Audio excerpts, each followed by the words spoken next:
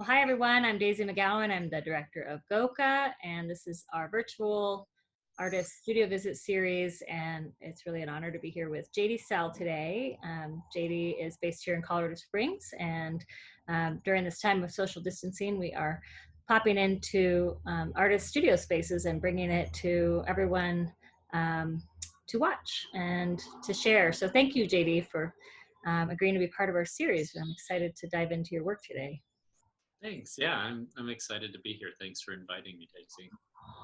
Um, we are reaching out to artists in the local community and then also across the Rocky Mountain West. So we'll have some artists when we wrap this all up from New Mexico, from Salt Lake City, Denver, Boulder, Colorado Springs, Pueblo. Um, some of the artists, like yourself, we've shown recently. We were fortunate to work with you to show your work in the Drift exhibition, and then some artists who I'm hoping to work with in the near future or planning to work with in the near future. As a curator, one of the favorite parts of my job is to the studio visit is a really special part of the work I get to do, but it's also typically pretty private fare. You know, we're maybe a few people come in the studio at the most. It's not a usually for an internet audience. But I've heard from artists and from a lot of our supporters at GOCA that this is really meaningful for them. And so I know it's a personal space in the sense that work might be in process or not necessarily a finished state, but I think that's what's also so special about it for me as a curator is to get to see that and get to understand your process. So thank you for opening up to share that with everyone else today. Of course. Yeah, I'm really glad I got the opportunity to be able to share this time with you and have you virtually stop by the studio space here. I'm glad I cleaned up in the last couple of weeks. Yeah, I've heard that. I've heard that from artists too, that it's nice to have a reason to clean up and kind of focus in on talking about process. Because I think that is an important aspect of it for artists as well is, you can work away in your space for long, long stretches of time, but without feedback or input, um, not to say that that is totally needed, but I think it's quite valuable. And often artists will seek that out from other artists, like you've created the non-book club book club artist group. It's not necessarily a artist, visual artists only, right? But it's talking about art basically, and just finding other ways. Obviously, the exhibition is a real strong way to do that, and we try to set up talks and things like that to get that feedback. But anyways, my point being that I think I hope that it offers to artists some value as well through this time of being really isolated. So to that point, could you talk to us about where you are and where you're making work right now, and a little bit also if you'd introduce yourself. Yeah, sure, of course. Well, I'm in the Saks building here downtown in Colorado Springs. I've been at this studio space here since 2016. So I've been here about 4 years now, and I've really enjoyed it. It's a great community here. I have friends that keep studio spaces here as well, and it's really nice to have them right down the hall. Kind of what you talked about exactly, like when you need kind of some input or feedback, or if you're stuck at a certain point and just kind of need to get out of the studio and refresh your brain a little bit. That's I've always really enjoyed that. And when I was in school, that was something that I always really liked as well too. Working in a space that was either shared or co-inhabited in some aspect, so that you can bounce ideas off of each other while you're working or sharing in that kind of intimate space. Yeah, I was actually talking with Sue Cho and Sarah Cofield, two other friends of mine, about 2 weeks ago. We were talking about kind of like that shared space as artists and the necessity, like especially right now with in this like time of isolation and quarantine, where it's really important. And I found, or maybe have rediscovered, how important it is for me to stay in contact with people that are really close to me or have seen me through a lot, and being able to provide support and comfort for each other, even though we can't physically be there for each other right now. But it's opened up an opportunity where, like, I wasn't a huge fan of like FaceTime or Zoom meetings. They always kind of freak me out a little bit, and it's become sort of a norm. So I've had to like adjust to it, and I've actually talked to more people recently that I haven't talked to in a very long time, just to reach out and see, make sure everybody's okay. And, see my family a lot now too with this, so that's also been a really interesting thing, and it's been Yeah. but yeah, I've been working in the Saks building here, and right now, my work has been in kind of a transitional spot. I've and it's kind of like a solidifying of some ideas and processes I've been working on the last couple of years, and I've really been able to kind of utilize this time to formulate uh, some ideas into a more concrete space within my studio. So really being able to break down concepts and things that I've been wanting to experiment with, but didn't really have the right grounding for it, or the time to really sit with the work, or sit with the ideas, and really kind of flesh out the things that I had been wanting to do. Like I said earlier, I cleaned up my studio space. That becomes a pretty meditative practice for me before starting new practices or new projects in the space here. I put in some light in here as well too. You can't see it right now, but I can't believe that I was working in here in anything other than the light that I have now currently. It's like a whole new world. I can see everything, which is amazing. Amazing what we get used to. Yeah. Yeah, And, and you're still working your day job as a preparator at the Fine Arts Center in Colorado Springs. correct. Yeah. So I'm working remotely currently right now. In the next week or so, we've gotten, well, the exhibition department, which consists of myself and then Jonathan Dankenbring, another artist in town, and also works at the museum as a preparator. Um, we got the okay to go back in the next week and a half, and it's going to be us and one employee from collections, and then I think two or three people in security. So it'll be super minimal staffing, but to kind of help get things rolling for the next year, or at least get it to a point where we can be a little bit more flexible, which I think a lot of institutions are kind of working with right now. Because the Fine Arts Center had just installed a show but wasn't able to open it. Is that right? Correct. Yeah, it was Nancy Levendahl's work, and yeah, it's that whole experience was really interesting because we were just kind of moving into um, like the notions of staying at home and what it means to be quarantined. And Nancy lives in Aspen, and had driven down here and stayed the week, and we got the final orders to be to stay at home the day of her show. So her show was only like realistically open to the public for like 2 hours. So very very interesting, strange time, and like shifting gears, and my position at the museum has shifted slightly to help manage the digital platforming that we now have had to jump on and work towards, which I think a lot of places are working with that. Self personally, with my own practice, I'm starting to realize how out of date my website is, and the importance of keeping things current. So I've been kind of scrambling a little bit myself too to get things documented and cataloged and put on my website, so that I have opportunities to apply for new shows or other opportunities for funding and different things like that. Well, I'm sure it'll feel good to be in the galleries. I know it's probably really wonderful to have been able to continue to work and be paid throughout this time. A lot of our peers in the museum world have not been as fortunate, and so yeah, that's good to hear. But I'm sure it'll feel good to be back in the spaces, because the type of work you typically do is pretty hands-on, and there's a real particular satisfaction to that kind of work. Yeah, being able to put up a show, yeah, there's and working hands-on with the objects and working with the artists specifically, there's really, there's nothing quite like that, and it's much different virtually or talking on the phone. Yeah. But yeah, I look forward to it, and I also recognize just how fortunate I have been, because so many of my friends right now are uh, who are artists in town have really struggled.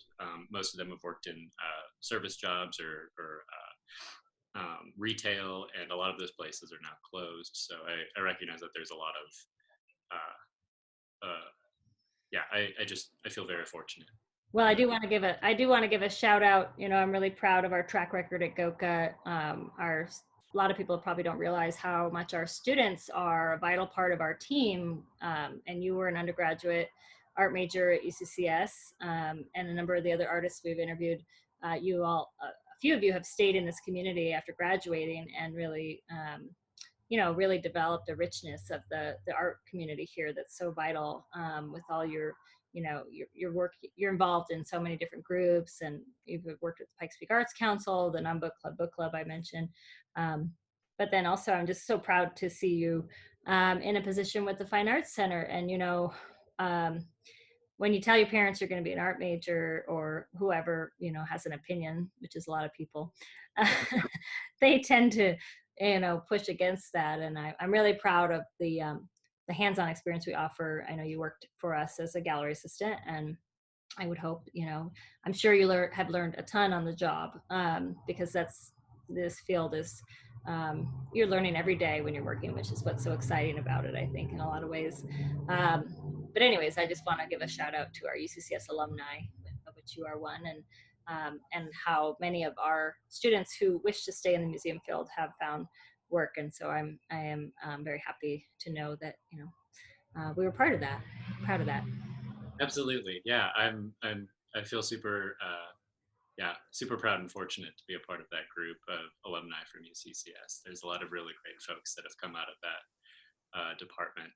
Um, yeah, and it's just great to be able to stick around and continue to do the work that I've done, and be able to support other people doing what they're doing as well too. Well, let's switch gears and talk about your art. I would love Yeah, to see what you're working on. One part of this series that I've really enjoyed is learning more about process, and we're in your studio. So yeah, I'll let you. What can you tell us about what you're working on right now, or recent series that you're working on? absolutely. Here, let me see if I can share my screen here. Go. Okay. Um, so a lot of the newer work that I've been addressing kind of follows along the same sort of suit of things I've been interested in previously, specifically within images.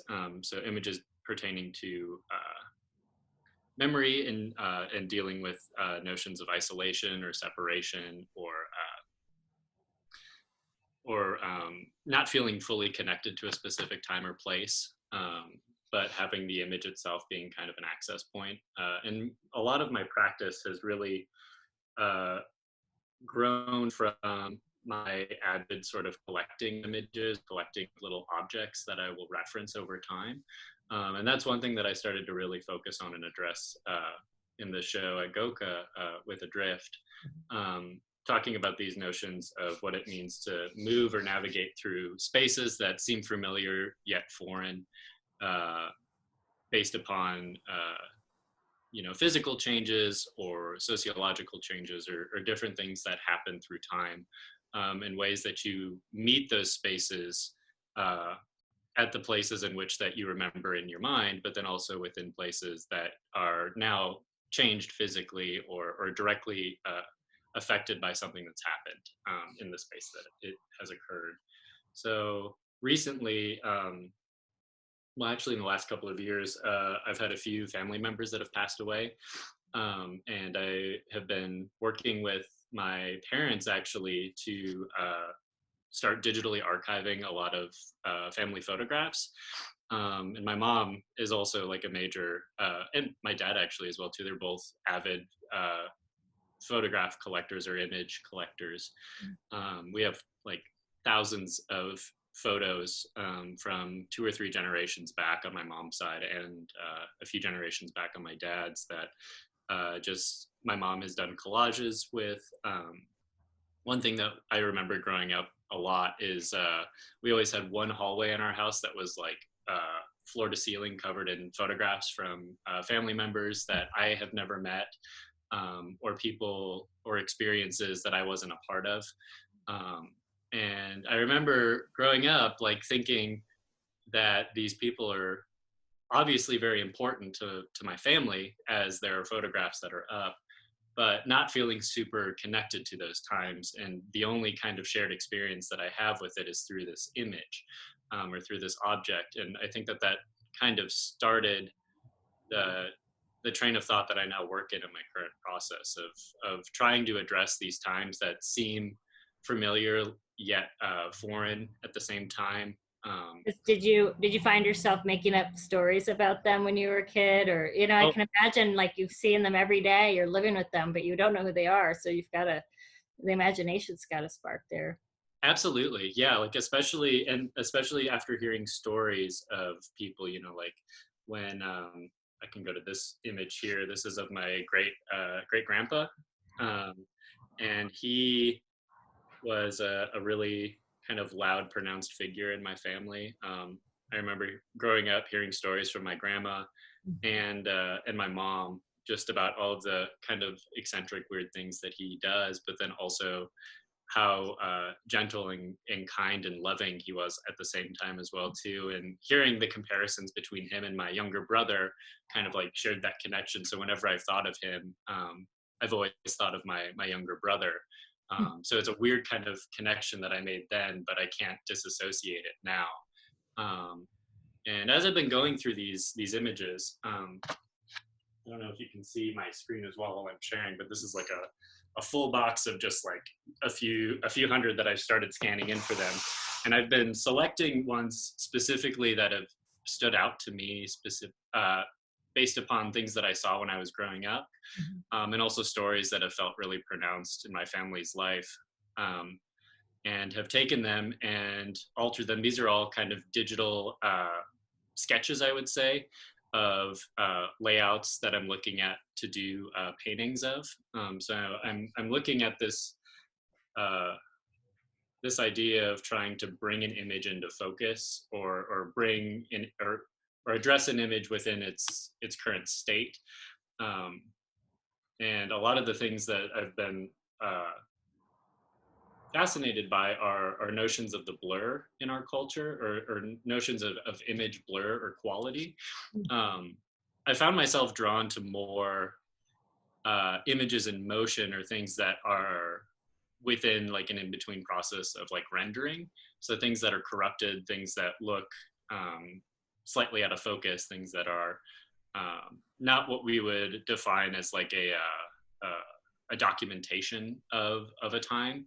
Um, and I find that interesting, especially in the time that we live in right now. Images are so highly permeated in the ways in which that we experience things, and a lot of the times you can flip through and not really make it like have a second thought about how these images were created, or what they've done. And I think I've just found more interest in images that don't feel fully finished. Yeah, it's um, interesting when you talk about that. It made me think about, growing up with that wall of photos, and maybe the photos were crisp and clear, but your knowledge of who they were and understanding was very probably fuzzy. And you, even to the point like you talked about transposing your brother when you saw a picture of your grandfather, because people said, oh, he's like him. And you're trying to imagine as a kid, what was this person like? And the only thing you can do is project what you know. And what you're doing for the viewer with these is allowing us to project a little bit of what we know, but leaving it just sort of nebulous. To your brain has to fill it in and do a little more of the imagination and work. So right. it's a little more everyman and a little less specifically your grandfather, for example. Yep, absolutely. And I like this, and a lot of images that I've been super impacted by, and a lot of paintings in particular. Like I think of Gerhard Richter. I think of uh, I'm gonna totally butcher her name, but Corinne Hasmont. She's a German and Japanese painter, and she works a lot with digital alterizations and collaging. But then we'll take her digital collages of images that she has like massive archives for. She'll start with like a theme, um, and then categorize all of these images that she has taken herself in her lifetime based upon that theme, and starting to piece the painting together digitally. And once she gets to a point that it's been completed to her, she'll then take it and transfer it into a painting. So I'm drawing from similar processes like that, and that's been kind of a huge shift in my work currently. The last couple of years, I've been working pretty heavily within screen printing and embedding an image onto a surface to start, and kind of shifting into that digital realm of studies before actually incorporating the painting practice, has really allowed me to kind of explore different avenues of what I'm looking at, Did, outside of just having to put paint to a substrate. yeah, Uh, did you start doing that because you saw that artist's work, and also because you had this trove of photos to scan? yeah, there's a little bit of both, and also like the accessibility of it right now. I've Mhm. always been a huge proponent of artists utilizing the tools that they have at their disposal. And one of the tools and things that I have gotten from the jobs that I've worked in the art world are utilizing Photoshop and Illustrator, and different kinds of image editing softwares. So utilizing that skill set that I already have had for a while and trying to make the process a little bit more streamlined, I guess, because I'm interested in the discovery of what happens when you start to uh, add corruption to images, and I like to have it kind of in a controlled environment, and also saves tremendously in resources. And right now, a lot of places are still closed, so I couldn't go out and just buy like 25 canvases or get the material to make it. So Right. I'm Yeah. trying to, Yeah. A lot of the stores maybe just recently reopened, but yeah. still kind of feels like we're being asked to stay at home if we can. So that's interesting that you're responding to that constraint by shifting your practice a bit. And it kind of opens up that possibility to go that direction more, like you said, and spend more time in that direction and investigate that. Yeah, and I've started to recognize that, I think I would classify myself as a painter at the core, but I'm more fascinated with the way in which that images create sort of a visual dialogue. And I think this is like a weird justification for me that I've had to develop over time to allow myself to do these digital sort of renderings to start, is that I don't have to put it to a canvas or put it to a substrate to actualize the idea. I can work through these things, and these things can have different avenues or platforms that they address. And I'll get into that a little bit more within an Instagram feed that I started a couple of years back of digitally corrupted images that I've been collecting for the last few years that will ultimately turn into a series of paintings sometime down the road. But some of these other ones are just working with different modes of either censorship or digital corruption in some form, or imitating that act, or working with different forms of distorting an image or aging an image, or corrupting. So the final state of these is either a digital or a printed version of the photograph as you've manipulated it. The final version would ultimately be moving it to a canvas and Ah, painting. okay. Because this really looks like a painting right now. Yeah, so this is kind of like the end sort of result, and with a lot of the uh, tools within Photoshop, I've been able to get really close, so I can kind of see prior to executing the painting, that kind of the way in which that it formats and structures, and I can get a lot of the preliminary work out of the way. So a lot of it is just executing the painting process, which I've always really enjoyed, just the aspect of painting and having that be the sole focus while I'm actually interacting to a work, opposed to trying to think of overall layout or form, or how things are kind of working together. I mean, that still, I think, kind of comes inherently within the painting process, but I'm not I'm not distracted by it as much as just the actual execution, which is, I think, comes from like a printing sort of background that I've had within screen printing and monotypes and I was thinking that because you're taking it from the analog, the photo, um, to digital, and then outputting, and it really does remind me a lot of the screen printing process, which, of course, you can do screen printing in a few different ways, but the way you have done it with photo emulsion is, you've got to make a positive and then a negative, and or come from a positive to a negative back to a positive. So it's interesting that you're doing that with painting. Are these acrylics on canvas or? Yep. Yeah. So these will end up as acrylic on canvas or acrylic on board. Um, it's really at this point another thing that I've really I I didn't like it about myself before, but I'm kind of a hoarder of material in Mm. my studio. And I worked at an art shop for a little while, and when there was like scrap material from a previous build uh, or damaged things that would come in, I would fix them and then just bring them to my studio. Um, and it's come in handy recently because I've had so much extra stuff laying around that I'm able to kind of utilize now. And another form of kind of cleaning house at my studio, which feels really nice to actually utilize the things that I've collected um, over time. But Yeah, there's this fine line between hoarding and uh, I used to run a printmaking studio in my 20s, and that was about 20 years ago now. mhm, My paper collection yeah, is still well, and I had a period where I made books, and anyways, it's hard to when you know how much things cost, and when you're trying to make it as an artist and everything, the cost of all materials keeps going up. Um, mhm, you have a tendency to try to hold on to things.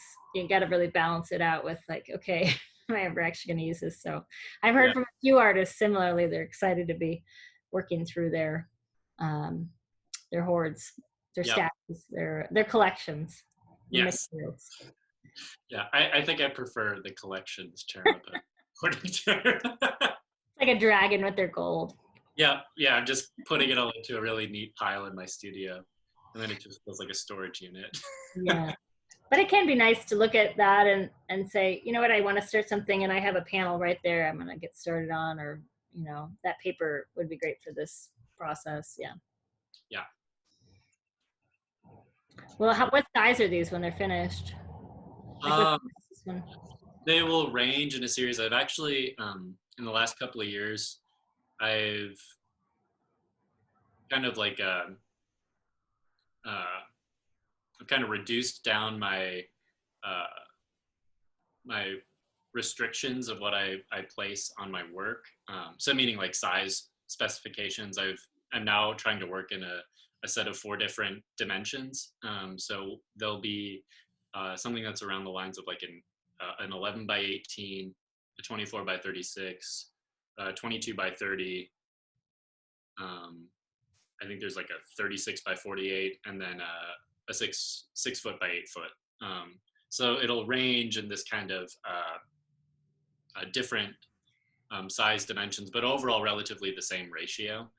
And Is trying to that is that partly that sort of rectangle ratio that you're working with? And then also, I think for people to understand, when you create a body of work and you want to show it, it allows sort of a almost not a modular, because the sizes you're talking about are not all identical, but okay, it can be easier in some ways too, to sort of, like you talked about, cleaning your studio, sort of prepping your canvases or your boards, and having a certain constraint you put on them, instead of every time saying what size should this one be or what size should this be, you and I know. get so distracted by those things because I really enjoy those processes myself, and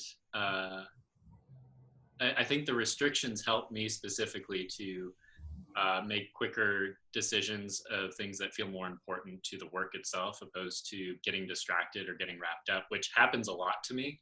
I find myself getting distracted immensely in the process of like making like for example, I just built 3 panels that I'm working on currently for some of these newer paintings, and just like sanding the surfaces is like a very meditative, kind of cathartic practice for me. And I just set up a wood shop in my back sketchy shed at my house that I'm renting, and I really like being outside in there and having the door open, and I could spend like all day on one panel, but recognizing that like I can take this time to focus on this, where I'm not having to think about this larger aspect of like, what does this dimension need to be? How does this correlate in reference to the image? All of these things that kind of like run through my head and cause some anxiety a little bit at the beginning of making work.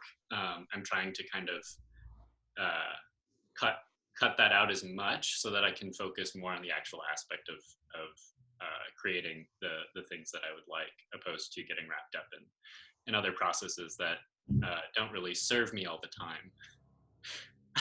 I'm in my garage and I've got the garage door open, so apologies for trucks going up and down the alley. Um, well, it's interesting as you talked about that. I kind of smiled because I have a studio practice as well, and I could actually feel there's a flow state you hit when you're prepping materials, and like you said, you're not at that point where you're having to make the sort of challenging decisions and problem solving basically that most of art is. You're at that state of flow, which is a state that you can get to while you're problem solving, but often it takes a little bit of time. And sometimes I find when I'm trying to get focused that those sort of, what do they call it? Chop wood, carry water sort of activity, really inhabiting your body and the sort of muscle memory of certain processes with painting, with preparing a canvas, with printmaking, for example. Those are all very, there's a process to get to the point where you can even start making the work. And I think for a lot of artists, for myself, it can be very soothing in a way, or it's a sort of a soft entry into, Yeah, okay, now we got to really focus here and get to work. But it can also just really focus you in, because there's so much to distract in the world, right? Especially right now. absolutely. And like just right now, I mean, it's hard enough to just like motivate myself to step outside of the house and get some sunshine. Mhm. Um, just because like within those isolated, especially within the isolated states, like I've talked to a few friends that are still currently working remotely as well too, and you get into this flow, and I'm sure you've probably experienced this too, Daisy, where you could work till like 8 or 9 o'clock and be like, oh crap, I I can't do this. This is like I like finding that separation point between doing the work that you need to do and also finding time to rest. Yeah. I've always struggled with that, like personally, like knowing how to differentiate, especially now, like being at home. Home is kind of a place where I try to recuperate and rest, and I try not to keep a whole lot of things at my house. It's like I try to design it just for like spending time with my dog currently right now, and going outside and sleeping really and reading. Um, but And since I've had to work from home, like yeah. that bridging has been kind of interesting to navigate, and trying to recognize like points of like, this is time for work, and once 5 o'clock hits, I can't do it anymore, and it I just know. haven't. Yeah, it's amazing. I think we're all getting a real insight into the psychology of productivity, Mhm. and how like coming through this door here from my main house to the garage, which is where I'm having an office, and that's partly because I have kids and I need some sound separation. Right. But there's also a psychological shift, and this is a studio space that I share with my husband, and he talks about leaving the home space and going out to the studio space. You're obviously in a separate building that isn't far from your home. Can you walk there? Or? I could if I wasn't as lazy as I am. But in theory, you could walk there. But at That's a, any rate, it's pretty close. And but yeah, once you're in the space, then there's a feeling. There's sort of some effort. I've been really missing my office and our gallery spaces, and working together in those spaces, and feeling a poignancy for that. But obviously, I probably took it for granted. I do remember many days going to work and feeling like I'm very lucky, and you probably feel that way working at the Fine Arts Center. absolutely. Walking up to these architectural works of art that we get to inhabit. They're very meaningful, but also meditating on the fact that why am I so much more able to focus when I have this, act of getting ready for work, going to work, being in that space. And I think it's probably similar for artists when you're like, okay, I'm going to go to the studio. um, I do admire artists who can integrate the practice into every, part of their daily life. But I know for a lot of them, it sounds like for you, it helps to have that separation. Yeah, I absolutely need that separation. I've tried home studios, and they ultimately just kind of sit there, or they turn it's like it's an extreme. There's no middle ground for me when it comes to studios at home. Either my whole house will be consumed by the studio, and then I'm just sleeping in the studio essentially, or it's set up in a very small area, and I do my work outside of the house anyway, and won't actually like touch the studio space in the house. So I found that like physical separation again, yeah, it's kind of like that getting ready for work, or preparing yourself to move into this new space. That kind of pause or kind of time that you need to like prepare is something that I've found I really need. The process, it's really become like a mind sort of quieting process for me, where I can sort of like declutter my brain as I drive or as I should walk to the studio. You know, I'm sure. Well, I read this book that about habits that was great because it talked about a lot of us sort of beat ourselves up. Like I should be internally motivated, but I'm motivated by deadlines. What's wrong with me? But it talked about how we can reframe the way we think about um, the way we work, and embrace it and then work with that. So, okay, for example, if you're motivated by deadlines, which some artists are, you get the show deadline and you're like, okay, I'm going to work towards that. It focuses you. Or like an assignment in school, has a deadline. Um, okay, well then within your own life, give yourself deadlines, give yourself those parameters, find ways to structure those in, have somebody else you're accountable to if that's what motivates you. So it sounds like you found the ways that help you work the best. And it was really helpful reading that book because I thought, well, of course this makes sense. Why would you try to change yourself, unless of course you have really destructive habits? But why would you constantly try to change your nature, try to work with your nature, and think positively about that? And I think sounds like you've set up a work situation for yourself that is working because you're pretty productive. I mean, I've seen you create quite a lot of work, and it sounds like you're on a roll with this new series. How long does it take you typically to create one of your, I guess it depends on the size, but one of from the start to finish, is it a months long process with the paintings and the scanning and sort of picking through the digital manipulation? Yeah, I would say if we were to start from like the first stage of kind of like going through the images, scanning in the ones, and sitting with them, a lot of the time that I take with the images themselves is actually living with them for a bit of time. So like the the few that you've seen scanned in, I'll show you the originals here that I've got. So these here, like I'll just keep them out and about where I am at home, or in different places. Sometimes I'll keep them in my car. And at points when I find moments of rest or times to just that I don't need to necessarily engage with anything, I'll take that 30 seconds or a minute and just kind of meditate on the image itself, or look at it and see if there is something that I was missing previously, and continue to live with it, and allow the image itself to kind of talk or begin a dialogue in a way that was unfamiliar previously, or maybe a discovery in the reason to why I was drawn to a specific image. That kind of helps jumpstart the next stages of kind of doing the digital renderings of the paintings, working out different logistics of the actual execution of the work, and then prepping and painting and painting them essentially. So I'd say it's probably about a month process or so. I also like to work on several things at once, so I've tried to get better at that as well too. In the last couple of months, I've been, again, the first few weeks I was kind of lazy as things started to move into stay at home. Didn't have really the motivation to be in the studio. I set up the wood shop and then built the panels, but had to kind of force myself to get into the studio to start working. And once I did that and got the panels here and cleaned out the space and put in new lights, um, I've rediscovered that like motivation while I'm in the studio. Like I know it's time to work, um, and that feels really good. I honestly don't think I've felt that for the last like year and a half. And I think it's just been with a lot of changes in life, and as you move through life, things can take your energy and time, and I've just been able to really kind of settle in and rediscover that practice for me, and become very dedicated to it again, which I have felt more like myself than I have in a very long time. So it feels really good.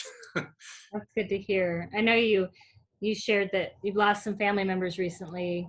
Does this process feel sort of like you're processing through some of that grief in a way, or that of loss, processing the loss? That in some ways we're all processing loss on this like massive scale right now, but I'm curious for you if that's feeling cathartic at all, or how personal does it get, or does it, because you're taking the images and sort of blurring them out, does it move out of that and more into conceptual realm for you? Or I'm curious. I think it starts extremely personal at first. I find myself gravitating towards objects or images or things that remind me of the family members that have passed. And I'm like constantly rediscovering things as well too, as I've had time to kind of clean up things at my house, or put things up that I haven't had a chance to do, as I'm sure all of us are kind of doing. Like, oh, I get to finally put up the bookshelf that has been sitting in the back room for 6 months. um, but like going through boxes, and like yesterday, I went through all of the Polaroids that I've taken in the last year. Um, and I found a lot of images actually from last Christmas, of the last Christmas that I spent with my uncle who had passed away just a couple months ago. Um, and these images that I don't think I have actually looked at until now after taking them. Um, and it's kind of like this little like gift, it feels like, of something that I didn't think was actually, that didn't exist. But then seeing the object, making that connection, and then realizing the importance of it for myself, like just this wave of emotion. And then that starts me kind of like living with it for a time. And then I move into all of those stages of process, which I think as I move through the work, and I think once it gets to the substrate and me painting, there is a lot of kind of disconnect for me. I've kind of moved through those phases, and it's the time of kind of like release, I guess, of like experience for me. Because I've always felt that the painting process for me has always been experiential in the way of it's kind of like making a mark, or like or crossing off a day on a calendar. It's like the end, or you look at it as like the end of one phase of looking at something so that you can move on to the next. That's really interesting. I had a studio visit with Elizabeth Selby, and she talked in a really similar way. You both have a kind of a similarity to your process, actually. Um, some differences, but I'm struck by that crossover. She talked about that point of painting in a similar way. By the time she gets to that point, there's so much that goes into it, and I think that's what's so great about something like this, is that we can talk about it and share that out, because I think a lot of people just see that end point, Right. and you don't necessarily want to show the whole process unless it's part of your concept. But I do think it's really fascinating to think through and learn about it all. And JD, I always so appreciate talking with you about art and just about life. And I'm really glad to hear that you're feeling a lot of motivation right now in the studio. That's a good space to be for an artist. And I do have one question that I ask of all artists as um, and I'm looking at the time because I realize we've been talking for quite a while. Yeah, It's just really easy to talk with you. I've always found that, and I appreciate your insights and being so honest about your process and your work, and being really open with us. I do ask all the artists I've been talking with about um, ways the community can support artists. for GOCA, it's very important for us to give actual financial support to artists. We know that's important, so that's a big part of this series. Is I had some programmatic funding that I had in place that was to go to programs, so we pivoted very quickly to do virtual programs. And as we do with our exhibitions and programs, we bring direct funding to the artists, because in the state of Colorado in particular, there aren't a lot of direct cash grants to artists. Right. We try to just bring some funding out, and then a platform, a space to talk about the work and share it out. And we'll share some images of your work, your website. Every artist I've talked to says their website's never updated enough, but I'm sure people are really happy to see more of your work on there, and encourage them to check that out. But just would be curious to hear from you in this particular time, if you're seeing anything that artists are the art world's doing, or anybody's doing, that are particularly helpful to artists right now, or any thoughts you have on that. Yeah. A lot of the things that I've really enjoyed, and especially looking at our local community here, is just the amount of engagement and support digitally that has started to occur. Like the First Friday happened yesterday, virtual First Friday. That's like, and the quick response of that has been absolutely amazing. And I know a lot of people in town are really appreciative of it, especially people that are working or have had shows canceled. Um, and a lot of my friends are kind of working through that. So that kind of engagement of support, of just showing up, being willing to kind of go out of your way a little bit to show your participation and engagement. I think right now it's probably more important than ever, is to just show up, show face, be present, and be engaged with the community and the people that you have loved and always supported, and they're still there regardless if you can't see them physically. And that's something I remind myself every day. I can be a very recluse person at times, and I have to remind myself to, you also have to like reach out and say hi to friends, or reach out and talk to loved ones.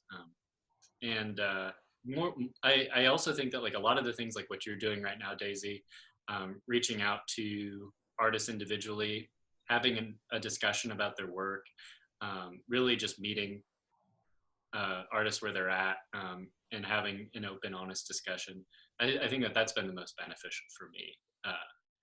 Just being able to talk with different folks and find relatabilities of things that we're going through, and recognizing that we're not alone, even though we're physically separated. That doesn't mean that we're not still all working together to try to do the things that we have always still done, and that we're trying to continue to build and move towards. Yeah, Yeah, sounds like keeping those connections has been really meaningful to you, absolutely. and the community showing up. The virtual First Friday that Downtown Partnership put together, that's on Peak Radar. Yeah, that's been really wonderful to see. In some ways, it has almost brought more visibility to the visual art community of Colorado Springs by really quantifying it and saying, look at the size of this and all the people showing up. I've heard the numbers of people showing up to it are really strong. And so I hope we all come through this really valuing the specialness of gathering together in our spaces and sharing art in person again. And maybe this helps us highlight that, and how important that connection and support of each other is. Absolutely. I know I'll definitely will not be taking it for granted moving forward. Like the first thing I've talked about for a long time is the first thing I want to do is go to the Burrowing Owl and grab a drink and just sit on their patio. So Oh I'm yeah, looking forward to that day in the future. such a great spot. So many great spaces like that. We'll be there soon. I have faith that we'll get through this, and I wish you um, much productivity and enjoyment in the studio as you work on your new series. And we'll have to keep an eye out and have that share that out as you have more to share. But we'll certainly get this out. And thank you again for your time and for your openness. Yeah, absolutely. Thank you, Daisy. And thanks for inviting me to be a part of this. This is really great.